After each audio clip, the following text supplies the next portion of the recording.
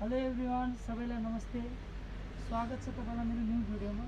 आज म एउटा मेरो स्कुलमा पढ्ने विद्यार्थी ऋतिक वर्मा क्लास 4 मा पढ्ने विद्यार्थीको केही ट्यालेन्टहरू हजुरको माझमा म देखाउँदैछु।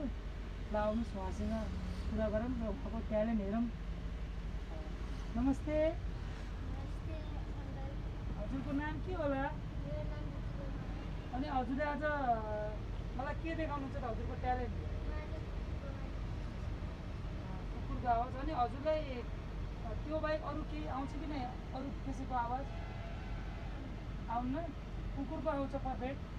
ल है, अब उहाँ एकचोटि हाम्रो जनताहरूलाई कतिको ऊ छ त्यो हजुरले देखाइदिनु। हजुर अलि यता अगाडि आउनुहोस्। हजुर अलिकति क्यामेराम्यान अलिकति अगाडि आउनुहोस्। ल त एकचोटि उहाँ जनताहरूलाई देखाइदिनु पऱ्यो हजुरको आवाज कला।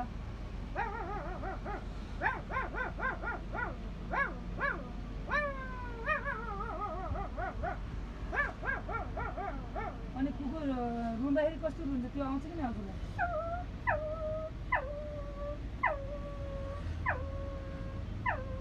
अनि अनि अनि जस्तो लड्दाखेरि गर्छ नि कस्तो गर्छ भने कुकुरले अलिक जोडले हो, जनताले पनि सुन्न पर्यो।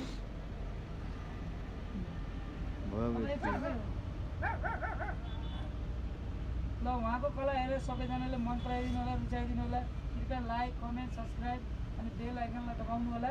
सबैले माया गरिदिनु होला र कस्तो लाग्यो हजुरलाई कमेन्ट गरिदिनु होला।